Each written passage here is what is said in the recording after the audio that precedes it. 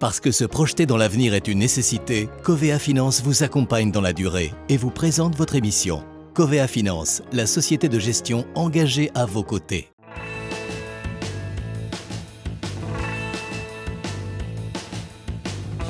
Bonjour à toutes, bonjour à tous, on est ravis de vous retrouver pour cette émission spéciale. On est à Lyon, à Patrimonia, le salon annuel de la gestion de patrimoine. C'est ici que se réunit tous les ans une bonne grosse partie des CGP et donc forcément on se devait d'y être pour être avec vous.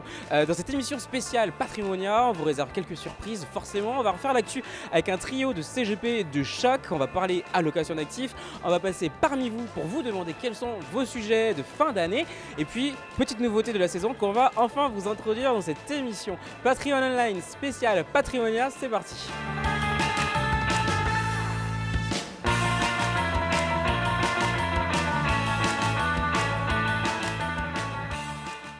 Et pour commencer, on accueille les invités du jour. Avec nous, on a 3 CGP de choc. Alors, quand je l'ai rencontré en 2020, quand je l'ai présenté la première fois, je l'ai présenté comme l'étoile montante de la gestion de patrimoine. Et alors, l'avenir m'a quand même donné raison. Bonjour François-Xavier. Bonjour Gaëtan, mais c'est toi qui m'as porté chance, tu sais. Fondateur de Terrae Patrimoine. Et à côté de toi, Hortense Ducy. Bonjour Hortense. Bonjour Gaëtan. Tu es une des 4 associés, une des 3 autres associés de François-Xavier, parce que ça y est, Terrae Patrimoine, vous êtes 4 associés. Et toi Hortense, tu t'occupes du bureau de Pau, si je ne me trompe pas, c'est bien ça? Exactement. Et la dernière associée en date du coup. Et voilà. tout à l'heure, votre 3e associé Lucille Barnichon, qui s'occupe du bureau de Lyon, va également vous rejoindre. FX, je le disais, alors j'arriverai pas ni à te vous voyer, ni à t'appeler François-Xavier pendant toute l'émission. On va le faire comme ça, c'est très bien. Ça va aller, hein, c'est une émission spéciale de toute façon, donc on peut faire un peu ce qu'on veut. FX, je le disais, quand on s'est connus il y a 4 ans, tu commençais tout juste en 2020, oui. Moi aussi d'ailleurs, et là ça y est, 4 ans plus tard, 4 associés, 3 bureaux, ça va plutôt bien chez Terrae Patrimoine du coup. Mais voilà, et toi tu as ta propre émission maintenant, tu vois, nous suivons une trajectoire connexe.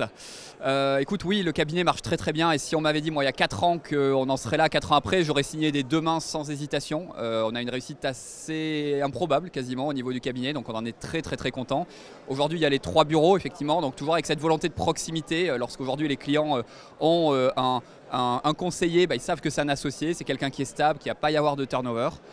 On a créé ça autour, on s'appelle Terrae, donc on ne s'appelle pas Terrae pour rien, autour d'un certain nombre de convictions, autour de la durabilité. Vous avez une grosse expertise ESG, c'est un peu ce que vous mettez le plus en avant d'ailleurs. Voilà, pour le coup, on est vraiment reconnu là-dessus, les gens viennent nous chercher pour ça, ce qui fait qu'on a une clientèle qui est aussi comme celle-ci. C'est-à-dire qu'on a une clientèle qui est très générationnelle, on a une clientèle plutôt jeune par rapport à la plupart de nos confrères. La clientèle, nous, c'est beaucoup 35-50 ans, ouais. Et ils viennent nous voir sur des questions sociales, sur des questions d'environnement. Ils viennent énormément là-dessus. Et donc eux, ils ne veulent pas de total. Hortense, toi tu as une petite spécificité si je ne me trompe pas, c'est avant tout l'épargne salariale et retraite, c'est ça?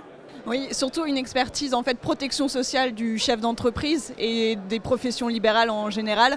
Donc du coup je viens compléter le groupe par cette expertise assez pointue en prévoyance, en retraite, en épargne salariale, des sujets qui m'ont toujours très, très fortement intéressé. Et grâce à l'association...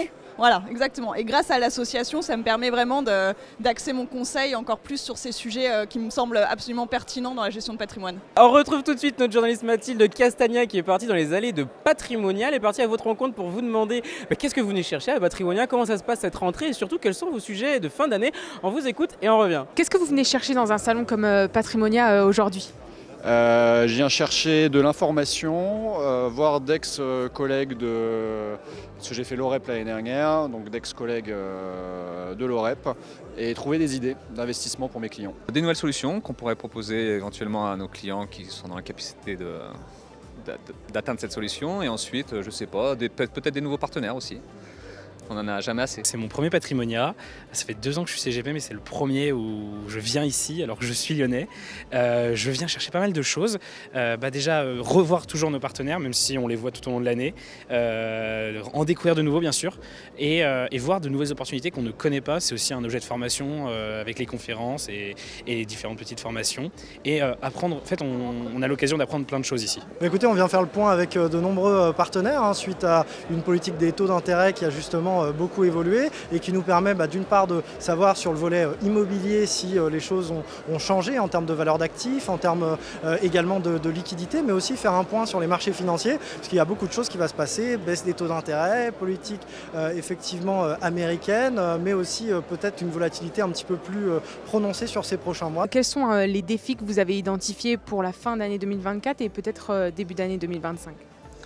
Les défis qui arrivent, c'est plus sur la fiscalité, parce qu'on rentre dans une grosse période fiscale, peut-être un peu plus défiscalisé en plaçant sur le PER par exemple, ou d'autres solutions, et éviter le racket de l'État. Pour moi, c'est du racket, tout ce qu'ils nous prennent chaque année. Oui, bien sûr. Alors déjà, le sujet immobilier, il est clair que nous, chez Greenpeak, ça fait un certain nombre de mois, voire même d'années, qu'on reste en fait vraiment à l'écart de cette thématique suite à une politique de hausse des taux assez soutenue. Donc le sujet, ça va être justement de refaire le point avec les partenaires, de voir aujourd'hui comment se situe leur niveau de liquidité par rapport à la collecte qu'ils peuvent enregistrer mensuellement. Et il y a des acteurs qui s'en sortent très bien, d'autres où c'est un petit peu plus compliqué. Il y a parfois des très belles opportunités aussi sur le marché secondaire, donc là c'est notamment sur le prime parisien. Je pense que c'est la recherche de rentabilité pour les CGP dans un monde qui est de plus en plus compliqué en termes de frais, etc. avec l'arrivée des fintech. Donc trouver de la valeur ajoutée pour les clients pour justifier les frais. Et on a surtout un objectif, c'est une plateforme digitale qu'on souhaite lancer de distribution pour les petits épargnants, mais de façon générale proposer en fait un service d'épargne vraiment global avec toutes les solutions qui existent. Et du coup, on souhaite continuer sur ce développement, avancer pas à pas pour proposer demain la solution qui permettra d'aider les gens en gestion de patrimoine et qui n'y connaissent pas encore grand-chose. Les marchés financiers, ça reste quand même au cœur de notre métier, donc c'est le sujet clé pour nous de savoir aujourd'hui comment les allocations d'actifs vont évoluer par rapport à un monde obligataire beaucoup plus attractif, mais potentiellement avec des niveaux notamment sur les courbes les plus longues où on a eu une rémunération qui a fortement baissé, donc peut-être se repositionner sur d'autres typologies obligataires. Donc c'est le point, c'est justement l'objectif un petit peu de ce type d'événement, de creuser un peu ce type de stratégie un peu tactique.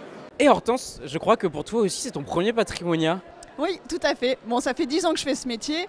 J'ai déjà eu l'occasion de pouvoir venir, mais finalement ça s'est pas fait. Et là, cette année, j'y viens en tant qu'associé du groupe Terrae. C'est ça qui a changé du coup, Et c'est que tu t'es dit en tant qu'associé, il fallait venir en team. C'est ça, complètement. Notre associé de Lyon, c'est encore une occasion de la rencontrer, de partager un moment tous les trois, même si la quatrième associée n'a pas pu être présente ce salon. Donc pour moi, ce premier salon, c'est l'occasion de rencontrer mes partenaires, ceux que je connais déjà depuis 10 ans, mais ceux que tu connais moins. Voilà, ceux que je connais moins, puisqu'avec le groupe Terrae, c'est vrai que ça m'a ouvert aussi d'autres partenariats, d'autres typologies de produits, et du coup, je trouve que Patrimonia pour ça est très intéressant. Et c'est un vrai moment business pour vous, c'est-à-dire c'est bien de rencontrer les partenaires, mais est-ce que derrière ça arrive à concrétiser, vous réussissez à concrétiser ou c'est plus...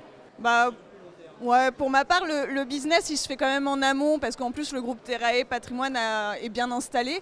Mais ça me permet vraiment de concrétiser des échanges et de créer du lien avec mes partenaires qui est important pour le reste de l'année. Et il y a des personnes, en fait, on ne les voit pas pendant l'année. C'est-à-dire qu'on échange avec eux parce que nous, on est à Lyon, on est à Bordeaux, on est à Pau, on est à Paris. Il y a des personnes qui viennent avec leur back-office. Ça permet de rencontrer les assistants et autres. Et c'est hyper important parce que c'est eux qui traitent nos opérations. Et quand il y a un problème, les connaître, avoir un 06, avoir des choses comme ça, ça permet en fait d'éviter les problèmes administratifs derrière et de les régler beaucoup plus facilement parce qu'il y a ce côté humain. On n'est pas face à une société, on est face à des personnes et ça c'est tellement bien Patrimonia pour ça. Avant de passer dans le cœur de l'actu, je vois qu'on a une de nos anciennes participantes à l'émission, Céline Ming. Bonjour Céline, allez-y rejoignez-nous, Céline Ming du cabinet Eden Finance que l'on avait rencontré juste avant l'été en juin. Bonjour Céline, comment ça va? Ça va très bien, merci. Comment ça se passe ce Patrimonia pour toi? Alors pour moi, aujourd'hui, c'est plutôt la casquette syndicale qui prend le pas sur la casquette cabinet GP. Rappelle-nous justement tes fonctions à l'Anacofi. Alors je suis vice-présidente de l'Anacofi Immobilier. Et quels sont pour toi du coup les sujets avec lesquels tu viens dans ta besace? Parce que je sens que tu as à dire. Alors pour mon petit dada, pour mon petit hobby, on va dire, le crowdfunding immobilier, il va y avoir un certain nombre de sujets d'ici la fin de l'année avec la vague qui n'est pas encore complètement montée. Donc il va y avoir des choses à dire. Et d'ailleurs, on va commencer à en dire la semaine prochaine à l'auditorium de la FFB pour la présentation de l'étude de l'IEIF sur le financement des professionnels de l'immobilier. Et puis vraiment là, pour le coup, avec ma casquette syndicale, on a la chance d'avoir maintenant notre gouvernement qui est nommé. Je crois qu'on va en parler avec nos deux CGP justement après. Là, il va y avoir du boulot, parce qu'il va falloir reprendre les propositions sur lesquelles on avait déjà travaillé, les affiner, les défendre, aller prendre des rendez-vous. Tu vas les attendre sur quel sujet en particulier ? Sur toute la fiscalité. Donc on a des enjeux sociaux, économiques, environnementaux. Ils ont besoin a priori de trouver un tout petit peu de budget, d'argent. Et donc il faut faire en sorte qu'ils aient le maximum d'informations objectives à leur disposition pour qu'ils prennent les décisions les plus éclairées et que ce soit bénéfique pour le logement, pour l'investisseur et donc pour nos CGP qui les conseillent. Merci Céline, on te libère. Merci d'être passée sur le stand, c'est très sympa. Bon Patrimonia. Et je me retourne vers nos deux CGP du coup qui nous accompagnent. On passe justement à votre rubrique, les 3 actus qu'il ne fallait pas louper en septembre selon Hortense et EFX. C'est parti. Et pour la première actu, on en reparle encore. On l'a tellement attendu ce gouvernement et maintenant qu'il est là, tout le monde les attend au tournant, ces ministres. Et vous également, c'est la première actu sur laquelle vous avez souhaité revenir. Alors vous justement, sur quel sujet vous les attendez, ces ministres ? Alors il y a une question assez, la question du budget, c'est la question principale aujourd'hui, savoir ce qui va être sorti courant octobre, pas début octobre, on n'y croit pas, mais courant octobre par rapport à la loi de finances à venir. Et il y a un sujet aussi qui va être qui me semble très compliqué, qui va avoir des forts impacts sur mon domaine d'expertise, notamment en prévoyance, c'est tout le budget de la sécurité sociale, qui quand même est sur la table, donc on va voir comment ça va évoluer, là où ils vont mettre des coups de rabot ou pas, et donc la participation de la Sécu qui pourrait diminuer, et donc du coup imposer une meilleure couverture dans des contrats complémentaires, et ça peut fortement impacter nos chefs d'entreprise. Cette attente, ce creux là, gouvernemental qu'on a eu, ça a matérialisé beaucoup de craintes chez les clients. Parce qu'en fait, on ne sait pas à quelle sauce on va se faire manger sur le plan fiscal, ne serait-ce que l'année prochaine. Mais parce que sur le plan fiscal, justement, maintenant qu'on a l'équipe qui est nommée, maintenant qu'on voit l'orientation quand même un peu centre droit qui a été prise par le gouvernement, oui. Vous n'êtes pas plus rassurés ? Les clients ne sont pas plus rassurés ? Alors, il y a une différence entre Lucie Castex, Premier ministre, ou Michel Barnier. Ça, on est d'accord. Par contre, après... ça reste quand même aujourd'hui une certaine incertitude. C'est-à-dire que même Michel Barnier dit aujourd'hui il y a un déficit important, finalement ça va pas être 5,5, ça va être 6, c'est quand même un des pires déficits qu'on ait eu hors période de crise depuis les 50 dernières années. Il y a quand même une vraie inquiétude et aujourd'hui les gens, cette inquiétude, ils l'ont comprise et ils disent aujourd'hui il n'y a pas 50 moyens, soit on augmente les impôts, soit on diminue les dépenses. Donc la question c'est, est-ce que c'est la protection sociale qui diminue ou est-ce que c'est les impôts qui augmentent ? Hortense, la deuxième actu sur laquelle tu voulais revenir, toi, c'est sur les décrets de la loi sur le partage de la valeur qui ont été publiés en juillet dernier. Oui, alors ça c'est un peu mon sujet phare de cette année. C'est un peu ton dada toi aussi. Voilà, c'est même une passion, on peut le dire. Vous verrez comment elle creuse les conditions générales. Elle est tellement contente de trouver les choses qui ne vont pas. Voilà, non, c'est une loi au final qui date de décembre 2023, mais le décret a mis énormément de temps à sortir. Il est sorti début juillet, donc peut-être un petit peu passé à la trappe. Et surtout, c'est un sujet qui intéresse, on entend, mais à chaque fois on voit ça d'une manière très complexe, alors que cette loi nous permet de faire des choses extraordinaires de manière très simple. Il faut juste que ce soit bien expliqué en raccord avec le chef d'entreprise, puisqu'à la base c'est un produit pour les salariés, et qui procure énormément d'avantages pour le chef d'entreprise lui-même, donc il y a de quoi faire. Mais est-ce que c'est un sujet sur lequel tu as beaucoup de compétition ? C'est-à-dire qu'il y a beaucoup de CGP qui sont positionnés sur l'épargne salariale, l'épargne retraite, la prévoyance ? Déjà, les CGP sont rarement des concurrents, c'est souvent des confrères, on ne travaille pas sur les mêmes dossiers. Est-ce que tu as beaucoup de confrères ? Ouais, j'ai beaucoup de confrères. Mais mon plus grand concurrent, parce que s'il est plus présent, mais ce n'est pas un gros concurrent, c'est les banques. c'est les banques qui vendent l'épargne salariale. Donc là, c'est vrai que la loi permet, la loi est expérimentale d'ailleurs hein, jusqu'en 2028 et permet de proposer des offres très sympas. Ça va, je pense, ouvrir un peu le marché avec mes partenaires, puisque il y a des partenaires qui existent. Il y en a certains avec qui je bosse très bien, d'autres avec moins, mais ils ne sont pas nombreux par rapport à un marché comme l'assurance vie. Et en tout cas, il y aura des choses à faire. Ça va forcément avoir un impact positif, cette loi. C'est relativement peu margé hein, par rapport à d'autres produits aussi. Il faut voir ça, c'est qu'il y a aussi les CGP qui cherchent de la marge. Et objectivement, ça rapporte relativement peu, donc ça implique de mettre de l'honoraire.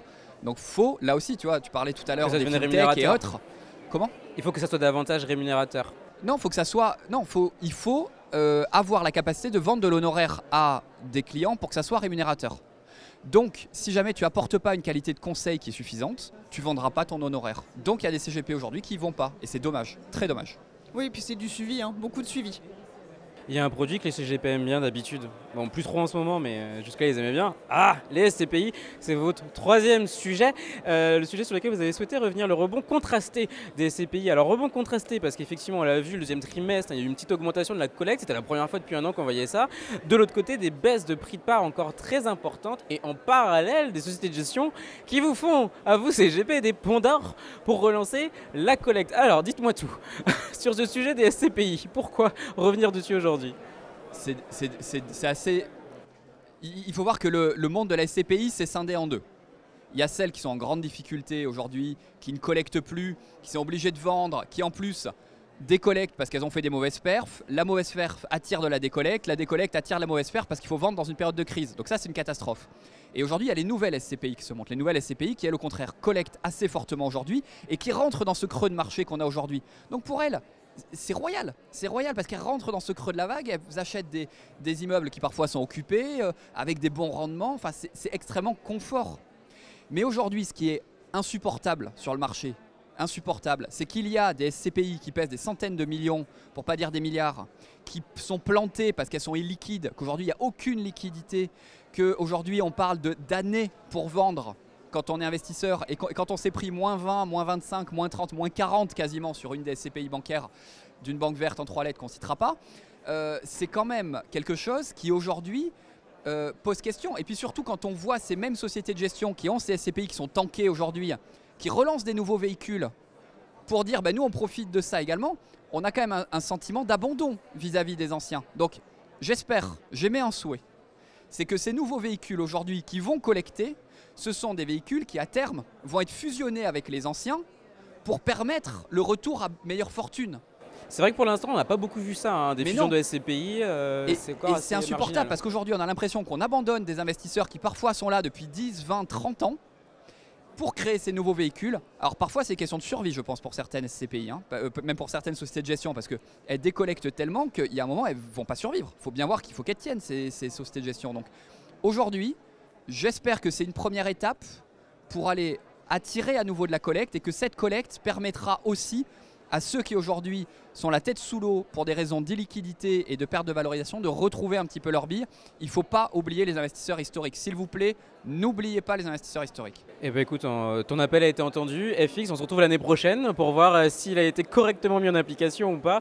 Il y a un autre sujet sur les fonds immobiliers. Alors je ne sais pas si vous avez lu, la GFI hier, veille de Patrimonia, on a sorti un article, une information, l'AMF et l'ACPR, les deux régulateurs, qui travaillent de concert avec le Trésor pour davantage encadrer les autres FIA en immobilier, en assurance vie et en PER. Ça concerne notamment les SCI, les sociétés civiles immobilières, qui pourraient se retrouver exclus des PER et de l'assurance vie. Qu'est-ce que vous en pensez de ce sujet? Est-ce que vous avez vu passer le sujet et qu'est-ce que vous en avez pensé? Mais déjà oui, on l'a vu penser parce qu'on te lit bien évidemment, voilà. Gaëtan, et on lit la GFI, nous sommes des abonnés. C'était une question rhétorique. Nous sommes abonnés depuis longtemps, tu le sais bien. C'est la première chose que j'ai vue sur mon LinkedIn. Du coup, l'exclusion des SCI, est-ce que pour vous, parce qu'en gros ce que dit l'AMF et la CPR, c'est qu'il y a un trou réglementaire pour les autres FIA. Est-ce que les SCI, notamment, il n'y a pas que les SCI en FIA, mais dans les autres FIA, mais est-ce que les SCI, selon vous, doivent être davantage régulés ou strictement exclus des SCI et de l'assurance vie et des PER? Il y a une vraie question à se poser parce que ça reste quand même des produits qui sont par définition pas liquides, dans des produits liquides. Voilà. Donc du coup, c'est cette catégorie autre FIA est quand même, manque quand même de réglementation pour être correctement cadré. C'est le cœur du sujet, effectivement. Voilà, donc il faut trouver des axes d'amélioration, encadrer cette catégorie un peu fourre-tout, quoi. Mais pas forcément les exclure. C'est parce qu'effectivement, on en a beaucoup parlé de ce sujet de la liquidité. Beaucoup de gens qui disaient mettre de l'immobilier dans l'assurance vie, c'est pas forcément une bonne idée. Ça donne une fausse image de la liquidité de l'immobilier. Est-ce que vous, sur ce sujet-là, comment vous positionnez? Alors, si je peux me permettre, en fait, les SC, SCI aujourd'hui en assurance vie, c'est 22 milliards de mémoire d'encours au moment où on se parle. Donc, il y a un intérêt parce que ça amène de la diversification et il y a une envie aussi d'investir, que ce soit des conseillers ou des clients qui ont envie aussi d'avoir de l'immobilier pour diversifier. C'est un moteur de performance différenciant. Donc, c'est pas quelque chose qui n'a pas de sens sur le plan économique. Donc il faut les garder plutôt et mieux les encadrer. Voilà, par contre, il faut les encadrer. C'est absolument anormal aujourd'hui la liquidité qu'il y a sur ces sociétés civiles. Pourquoi est-ce qu'aujourd'hui il y a aussi une crise aussi profonde? Et c'est l'occasion de se poser les bonnes questions. Aujourd'hui, il faudrait qu'il y ait un système de gating, comme on dit, donc de porte, comme il y a sur les FCPR, de dire très rapidement on suspend la collecte. Très rapidement on la suspend pour peut-être 6 mois, 1 an, 2 ans. Est-ce qu'également à la souscription, plutôt que de prendre des frais d'entrée, il ne faudrait pas dire vous avez l'interdiction de retirer pendant 10 ans? Oui, donc des gates à l'entrée mais aussi à la sortie. Les deux. En fait, il faut rendre l'immobilier illiquide. On passe à la suite parce que justement Nessim Benguervia, notre journaliste, est parti lui aussi dans les allées de Patrimonia pour vous interroger sur ce sujet, mais globalement sur l'immobilier en général. On vous écoute et on revient. L'actualité, elle est marquée par des évolutions notamment fiscales en matière de location meublée. Est-ce que vous pouvez nous en dire un mot? On voit bien qu'aujourd'hui, c'est la chasse finalement à la location meublée de manière générale, alors que l'intention de départ, c'était de faire la chasse au Airbnb. Et ils sont en train de modifier tous les régimes fiscaux, notamment de faire disparaître le régime LMNP, donc loueur meublé non professionnel en BIC, pour le réintégrer en revenu foncier et en modifiant ce revenu catégoriel de revenu foncier. Donc là aussi, attention, parce que finalement, ils justifient en disant c'est une équité fiscale pour tous ceux qui vont faire la location. Or, louer en nu, c'est pas pareil que louer en meublé. Parce que ça répond à des clients, à des locataires qui ont juste une stratégie différente. Déjà par rapport au Pinel, c'est que le régime est plus du tout adapté au marché. Il y a une vraie décorrélation entre le prix du neuf, au regard des achats de terrain, du prix des achats de terrain, des matières premières et donc au coût auquel veulent le vendre les promoteurs et le prix du marché de l'ancien. Donc il y a une grosse décorrélation et l'impact fiscal ne permet pas de ramener ce prix vers quelque chose de raisonnable. Et donc on est sur une loi qui est en fin de vie, fin de carrière. Maintenant ça fait une vingtaine d'années, depuis les années 2000, qu'on enchaîne un certain nombre de lois. On a commencé par Périsol il y a très longtemps, il y en a eu d'autres au milieu. En France, on est face à un besoin qui est très puissant de logement. On sait qu'il y a une carence de logement historique. On parle de plus de 500 000 logements manquants, etc. On est sur une réalité avec des gens qui sont aussi beaucoup dans les centres urbains. Donc je pense qu'il faut un cadre, un éclairage qui soit un peu plus rassurant pour les investisseurs pour donner une vision plus long terme. Est-ce que c'est un futur Pinel ou autre chose? J'ai envie de dire, moi j'ai pas d'opinion précise là-dessus. Mais... Et sur le Airbnb, en fait, l'encadrement il est normal. Voilà, il y a eu une espèce d'Eldorado comme vous dites, parce que c'est la vocation des sociétés internet, c'est de casser un peu les systèmes, la désintermédiation, de casser les marges. Et donc elles ont contourné un certain nombre de lois et un certain nombre de sujets fiscaux, on va dire. Aujourd'hui on normalise et c'est très bien. Vous parlez de la nue propriété, est-ce que ça peut être une piste? Est-ce que vous en voyez d'autres? Effectivement, sur la nue propriété, donc acquérir que la nue propriété d'un bien pour ne pas prendre les revenus tant que j'ai une tranche marginale d'imposition à 30, à 41 ou à 45%, oui, ça peut être une bonne chose. C'est-à-dire que je vais juste jouer la revente et puis la reconstitution de la pleine propriété. Ça peut être un premier élément. Deuxième élément, si je veux juste pas subir tous ces changements de régime fiscal, c'est juste se dire je suis appétent à l'immobilier, mais je vais intégrer mon immobilier dans un autre revenu catégoriel, c'est-à-dire notamment en assurance vie. Parce qu'en assurance vie, je ne suis pas sur des revenus fonciers ou des BIC, mais en revenus de capitaux mobiliers. Et là, finalement, c'est se dire je reste sur la classe d'actifs que j'aime bien, l'immobilier, mais je change le revenu catégoriel. En fait, il faut revenir à des choses beaucoup plus classiques, faire des investissements peut-être dans l'ancien, réfléchir au mode de location. Est-ce qu'on veut faire de la location, ce qu'on appelle nue, ou peut-être aller sur du meublé qui permet encore d'avoir un certain nombre d'avantages fiscaux, on va dire, en tout cas de mesurer un certain nombre de choses et de maîtriser sa fiscalité. Pareil, aujourd'hui, la SCPI a un peu souffert sur l'année 2023 et un peu début 2024, mais là, c'est un très bon moment pour se repositionner. Il y a des rentas qu'on voit en ce moment à 6 ou 7, donc c'est un très bon moment pour aller investir dans ce genre de sujet. Donc il reste pas mal de choses en immobilier, aller chercher de la colocation aussi. Bon, voilà, il y a beaucoup de sujets. Parmi les sujets du moment aussi, il y a l'exclusion, donc il y a un éventuel projet de décret pour exclure les SCI de l'éligibilité à l'assurance vie dans le PER. Qu'est-ce que vous en pensez? Alors, l'exclusion, moi je ne suis pas nécessairement pour exclure. Voilà, il faut encadrer, il faut organiser. Je parlais du marché des SCPI, mais la SCI a souffert. Tout était, globalement, le marché de l'immobilier professionnel et d'entreprise a souffert pour différentes raisons. Et son organisation et sa manière de souscrire des sujets qui sont des produits qui sont de très long terme dans des contrats qui sont plutôt de court terme et donc qui nécessitent d'avoir de la liquidité. Il y a des conflits nécessairement d'intérêts et de manières de faire. Donc, je pense qu'il ne faut jamais légiférer sur le coup de l'émotion. Il y a eu, c'est vrai, des baisses immobilières avec l'impact de la hausse des taux sur un certain nombre de fonds. Il y a eu finalement des baisses en immobilier et la plupart des épargnants ne s'y attendaient pas parce qu'on considérait, comme depuis 15 ans il n'y avait pas de baisse, que c'était la pleine sécurité. Donc je pense que peut-être qu'il faut un peu mieux réencadrer ce que sont les SC, les sociétés civiles, après que ce soit un peu plus contrôlé sur les niveaux de liquidité notamment, ou cette logique plus globale avec les assureurs de relations.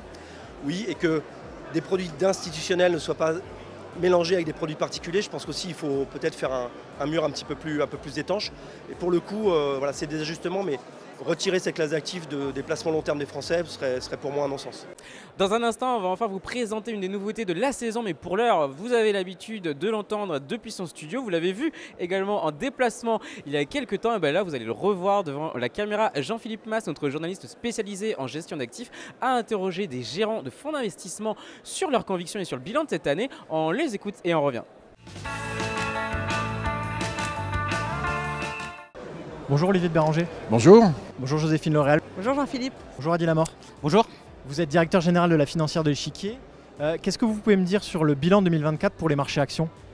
L'année n'est pas encore terminée, mais pour l'instant c'est une très bonne année puisque les marchés américains sont en hausse de près de 20%, les marchés européens sont en hausse de près de 10%. Finalement, il y a deux canards boiteux, si je puis dire, c'est le CAC 40 et la Chine qui pour l'instant laguent un peu les indices mondiaux. Et est-ce qu'il y a des thèmes de prédilection pour cette année 2024 ?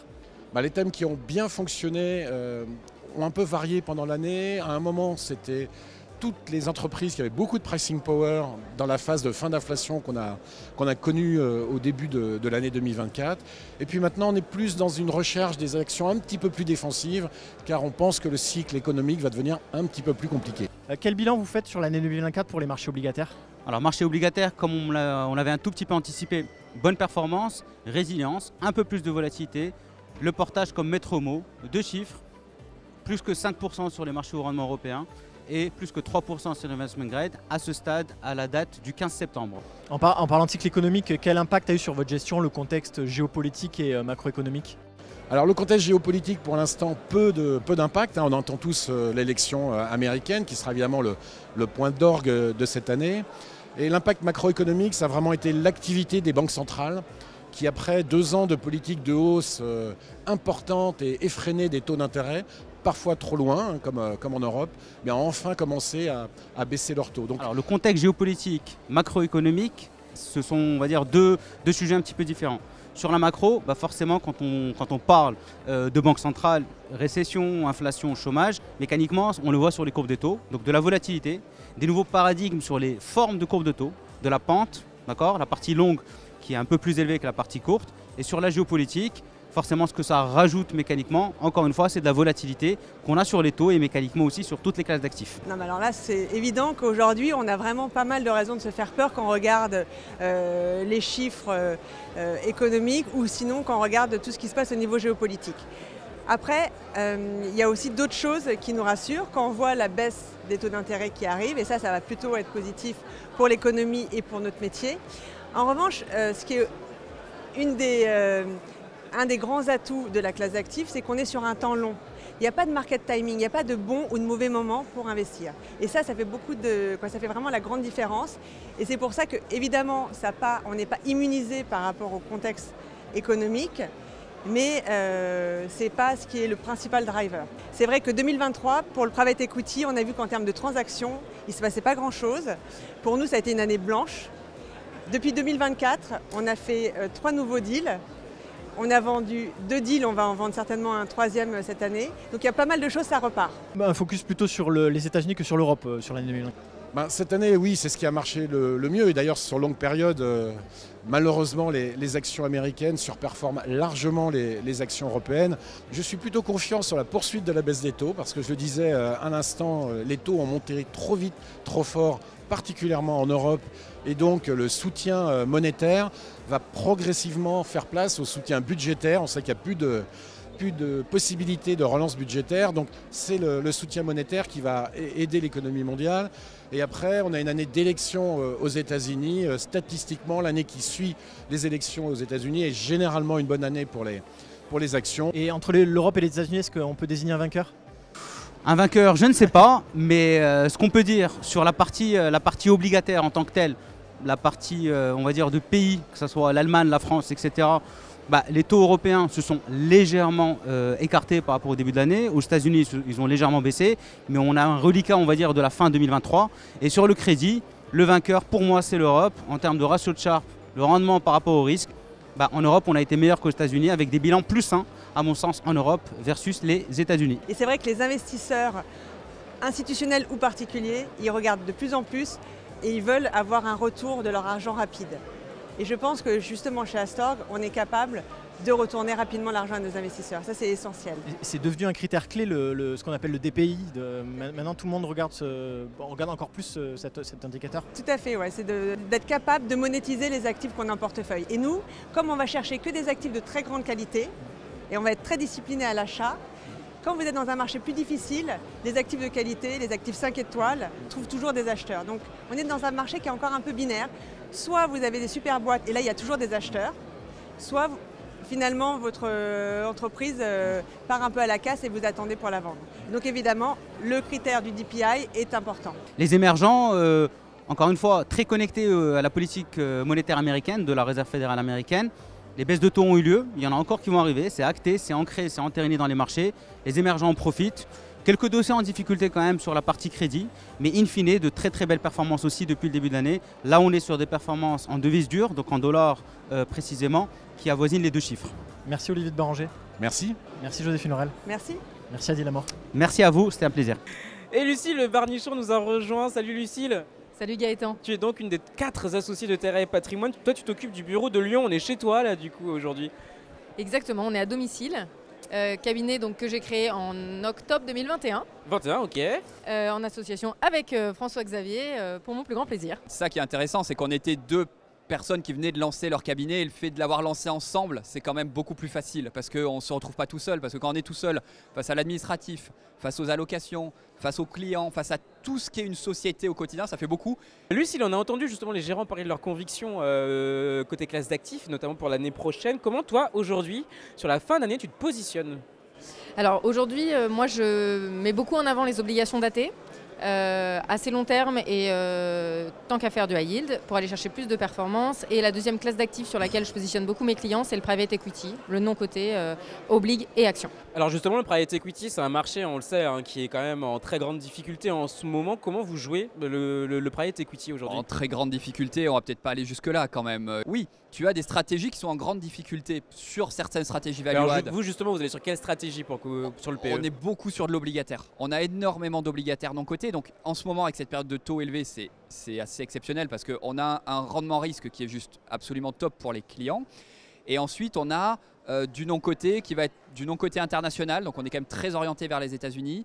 On a du non-coté ensuite, quand on est sur de l'action, on va être plutôt sur de la grosse capitalisation. Oui, c'est ce que je vais te dire parce que tu parles d'oblig, mais ça veut dire que vous êtes plus sur de l'oblig que sur de l'equity pur. On est plus sur l'oblig que sur l'equity. On est essentiellement sur de la grosse société, donc sur la société rentable. On est sur ce qu'on appelle le segment buyout, qui est un segment. Le segment buyout, c'est les sociétés qui se rachètent entre elles, qui grossissent. C'est un segment qui aujourd'hui reste rentable et sur lequel il y a un très bon couple rendement-risque. Par contre, aujourd'hui, ce qui est plus long, c'est de rendre l'argent aux investisseurs. Parce que rendre l'argent aux investisseurs, ça implique qu'il y ait des transactions. Et avec les taux élevés, on a vu une baisse des valos, une baisse des transactions.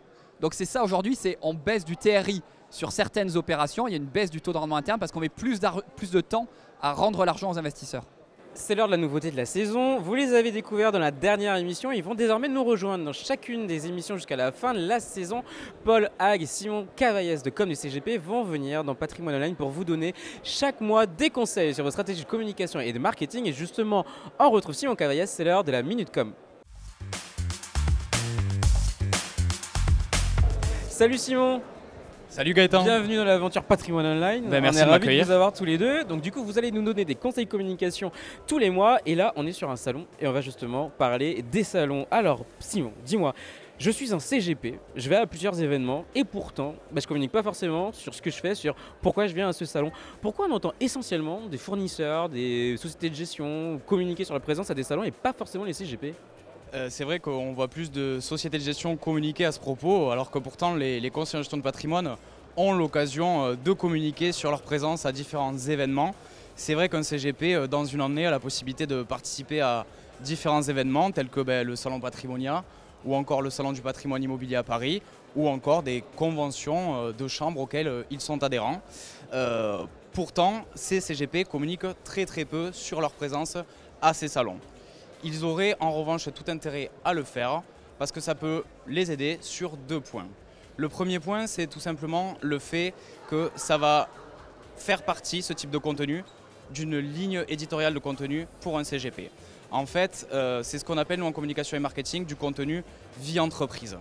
C'est-à-dire mettre en avant les nouveaux arrivants, les participations à des formations, ainsi que les participations à des événements tels que Patrimonia. Ça veut dire déjà il faut avoir une ligne éditoriale. Ça veut dire que dans un premier temps, il faut créer sa ligne éditoriale en effet, ouais. Et du coup je suis un CGP, je m'inscris à un événement, ok. Comment je communique? Alors, il va y avoir différentes manières de communiquer. Si vous êtes un CGP qui n'aime pas spécialement se mettre en avant sur les réseaux sociaux, vous pouvez, en arrivant au salon, prendre une photo de l'enseigne de Patrimonia ou tout simplement demander à ce qu'on vous prenne en photo avec peut-être un de vos partenaires sur un stand. Vous accompagnez cette petite photo d'un texte sur lequel vous expliquez ce que vous faites à Patrimonia, que vous formez, que vous informez pour apporter des solutions toujours plus novatrices et pertinentes dans l'intérêt de vos clients. Donc c'est pour montrer qu'on s'informe. C'est-à-dire en gros, même si je viens juste passer une tête et serrer 2-3 mains, ça vaut quand même le coup de dire qu'on vient à un salon. Ça vaut le coup, si en tout cas vous avez fait le déplacement pour venir jusqu'à Patrimonia, de montrer aux autres que vous avez descendu participé. à Lyon. Exactement. Merci beaucoup Simon pour tes conseils. On te retrouve le mois prochain pour la prochaine Minute Club. Merci beaucoup. Avec plaisir Gaëtan, merci à toi.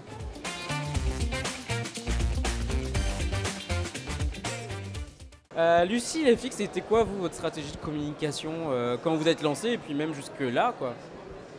Tu fais partie de notre stratégie com, tu sais Gaëtan. Ah, c'est gentil. Ou pas, je sais pas. Est-ce que je suis un outil de communication ou...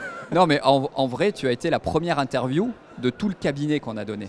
Et c'est avec toi qu'on a commencé en fait à faire des interventions dans les médias. Et on a commencé avec la GFI, puis on en a fait d'autres derrière parce que On dit pas les noms. On dira pas les noms, promis, je m'arrête là. Mais en tout cas, ça a permis d'avoir une présence, ça a permis d'avoir une espèce de validation, une espèce de vue à la télé, vue dans la GFI. Le petit macaron. Voilà, le petit macaron. Ça apporte de la crédibilité à un petit cabinet en création. Donc ça en fait partie et c'est vrai qu'on est assez présent dans les médias. Avant de terminer l'émission, on part prendre un peu l'air, on sort du salon, on retrouve Jean-François Tardivaux, le pape de la GFI Patrimoine, qui est parti interroger Pascale Gloser, la nouvelle présidente de la CNCEF Patrimoine. On les écoute et on revient.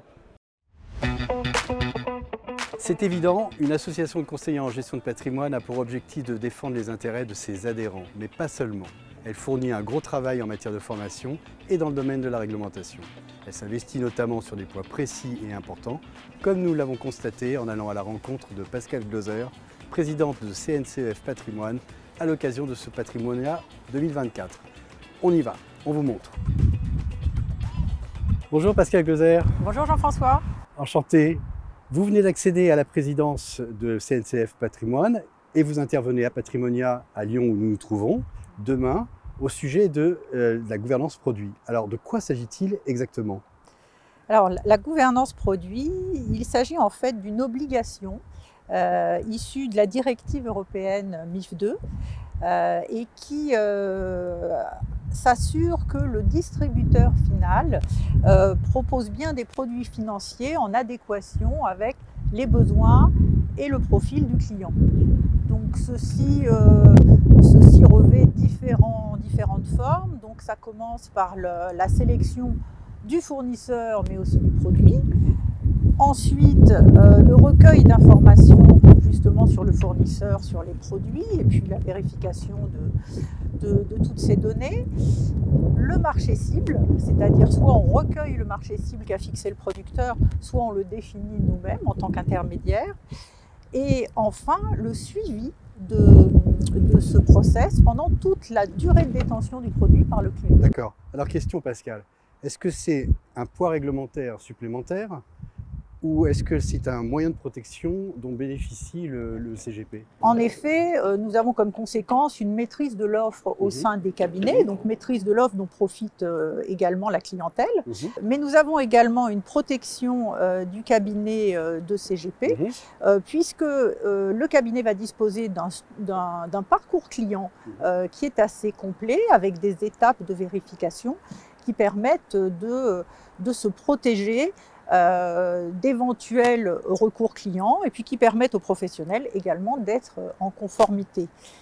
Et ceci n'est pas neutre puisque dans le cadre d'un process de distribution, si seul le CIF est un acteur régulé, eh bien sa responsabilité s'accroît. D'accord. Alors, on pense un peu au parcours client naturellement et à chemin faisant à cette finance durable et à cette obligation depuis le 1er janvier pour les CGP de demander les préférences à leurs clients en matière de finance durable. Comment se matérialise cette gouvernance produit? Donc oui, c'est vrai que les Français ont une appétence grandissante en fait par rapport à ce sujet de la finance durable, mais pour autant ils ne connaissent pas très bien le sujet puisque on observe que 37% des épargnants ignorent l'existence même du label ISR. Par ailleurs, on observe que 47% des Français préfèrent un produit qui délivre un bon rendement plutôt qu'un produit qui dispose d'un sous-jacent effectivement social et durable. Donc on voit qu'en la matière, il y a sans doute beaucoup à faire et c'est bien dans ce contexte-là que nous a été imposée l'obligation de recueillir les préférences de nos clients en termes de durabilité. Donc c'est un exercice qui est assez riche, puisqu'il instaure un dialogue avec nos clients, mais c'est un exercice qui nous permet d'établir du coup des exigences de la part du client extrêmement précises et auxquelles malheureusement, et c'est bien là les limites finalement de l'exercice, en tout cas aujourd'hui, auxquelles malheureusement nous ne pouvons pas répondre avec une allocation très précise. Donc pourquoi? Parce que l'offre durable n'est pas encore suffisamment lisible. Il y a sans doute différents éléments, une superposition des labels avec un label ISR mais qui est exclusivement français, des normes européennes SFDR et sans doute quelque chose qui n'est pas suffisamment organisé pour que nous puissions aujourd'hui réaliser des allocations adaptées. D'accord. Alors on fait juste un pas de côté pour parler donc d'un sujet qui est finalement assez proche, l'éducation financière, qui se présente finalement comme la mère de toutes les batailles. Qu'est-ce qu'une association comme la vôtre, tant au niveau des professionnels que des investisseurs particuliers, peut apporter? Quelle est sa pierre à l'édifice, d'une certaine façon? Pour communiquer et réaliser de la pédagogie sur ces thématiques-là, les CGP le font au quotidien puisqu'ils sont face à leurs clients et ont l'habitude en fait d'expliquer leurs différentes pratiques. Il y a bien évidemment différents organismes publics ou privés qui peuvent fournir des éléments également. Et puis il y a les chambres professionnelles. C'est vrai qu'au niveau de la CNCEF, en fait, nous disposons de différents moyens, certains anciens, d'autres plus récents. Donc on a une plateforme d'apprentissage et de formation, donc ça qui est certifiée depuis de nombreuses années. Et puis on dispose également de webinaires que nous mettons en place ponctuels avec des experts et également d'infographies, de différentes documentations à disposition des membres et également de décryptage, donc des fils de décryptage. En fait, il s'agit de vulgariser des notions assez complexes à destination justement de l'épargnant final. Et donc ces documents peuvent être utilisés librement par nos membres et donc contribuer à, en tout cas, éduquer un petit peu cette partie de la population. Eh bien, Pascal, merci beaucoup pour toutes ces informations. Je vous souhaite bien sûr bonne chance pour demain, bon patrimonia, tout simplement. Et puis à très bientôt. Merci Jean-François. Au revoir. Au revoir. Et Lucille, je crois que tu voulais rebondir justement sur la gouvernance produit. C'est un sujet qui te parle, ça? Alors ça me parle parce que globalement ça me prend beaucoup de temps, c'est très contraignant, Mais pour autant, ça a quand même effectivement un intérêt pour les clients. C'est quand même l'objectif à la base, c'est quand même de les protéger. Donc même si c'est contraignant pour nous, ça a aussi un avantage. C'est que peut-être que ceux qui font moins bien leur métier, que je pourrais nommer des vendeurs de tapis, peut-être ça pourra les dissuader un petit peu de se lancer dans ce métier qu'ils ne savent pas faire. Et juste avant de se quitter, 2 personnes à vous faire rencontrer juste avant qu'on se sépare. La première, c'est Jérôme Ruzac de Léa Finance que je viens de voir là dans les allées de Patrimonia. Salut Jérôme, hop, tiens un petit micro pour toi. Salut Jérôme, on t'avait rencontré en mai dernier à Paris. Comment ça va depuis mai? Ça va très bien. Comment se profile la fin d'année pour toi? Écoute, plutôt bien. On a eu de belles annonces là de la part des banques fédérales, la BCE, la Fed, les taux baissent, ce qui veut dire qu'on va passer une bien meilleure année normalement en immobilier que l'année précédente. Normalement, on a un gouvernement également. Oui. Grosse pression du coup sur certains sujets, la fiscalité je crois, comme beaucoup de CGP, c'est le sujet. Alors, grosse pression non, mais on sait globalement ce qui nous attend, en tout cas de nos clients patrimoniaux qui vont être pris dans cette tenaille qui va être très dure, de plus de taxes et moins de prestations. Et donc notre travail c'est de les en sortir et de les accompagner bien évidemment. C'est un peu ce que tu ressens aujourd'hui sur le salon, parce que c'est pas ton premier Patrimonia, hein, t'es quand même 20e. Oh bah. Du coup, qu'est-ce que tu ressens aujourd'hui le mood avec tes confrères et tes consoeurs? Non, beaucoup d'énergie. On a vu passer beaucoup de gouvernements, beaucoup de crises, beaucoup de sujets. Et notre travail c'est de s'inscrire dans la durée et de gérer le patrimoine de nos clients le mieux possible. Donc c'est une belle édition. C'est comme les SCPI, c'est du long terme? Exactement, exactement. À très bientôt. Merci Jérôme d'être passé, à très vite. Et deuxième personne que je voulais vous faire rencontrer avant de partir, c'est Boris Heim, le président de Défense Animale. Bonjour Boris, on t'a croisé ce matin à Patrimonia, c'est la première fois qu'il y a une association de ce type-là. Hop, je montre le petit flyer, une association de défense animale à Patrimonia. Alors explique-nous déjà pourquoi vous êtes venu là. Pourquoi on est venu là? Alors c'est vrai qu'on est l'ovni du salon, il n'y a pas de stand comme le nôtre. Alors on vient là pour passer un seul message à tous les CGP de France. C'est très simple. En France, il y a 2 SPA. Il y a la SPA de Paris, d'accord, qui a 70 refuges, qui est gérée depuis Paris. Et il y a les SPA indépendantes, très pauvres, qui sont gérées depuis Lyon. Pourquoi je dis ça au CGP? C'est très important, c'est parce que la cause animale, c'est la première cause de donation, de legs, d'assurance vie, etc. Et on se rend compte que très souvent dans les clauses bénéficiaires, très souvent les CGP, les assureurs vie, etc. marquent « je donne à la SPA », sans vraiment savoir qu'en fait il y en a 2 en France. Et donc ça part à Paris. Et résultat, on se voit un peu comme les Robins des Bois, c'est-à-dire de dire bah, écoutez, l'argent c'est bien, ils ont beaucoup d'argent et c'est très bien, ils font un très bon travail. Vous en avez besoin. On a énormément besoin, on a 270 refuges et associations affiliées, Paris ils en ont 70. Je remonte le petit flyer, Défense Animale, voilà, allez faire un tour sur leur site internet. Vous saviez ça qu'il y avait 2 SPA, FX et Lucille? Alors vraiment, on l'a appris. Pourtant, on est impliqué sur ces causes-là parce que nous, voilà, on s'appelle Terrae, donc on est forcément autour de ces questions de durabilité et de défense animale. Quand on fait des soirées végétariennes systématiquement. Il n'y a pas d'animaux dans les soirées lorsqu'on fait des buffets et autres. Donc on accompagne aussi nos clients, on les éduque là-dessus. Parfois, certains nous poussent encore plus loin.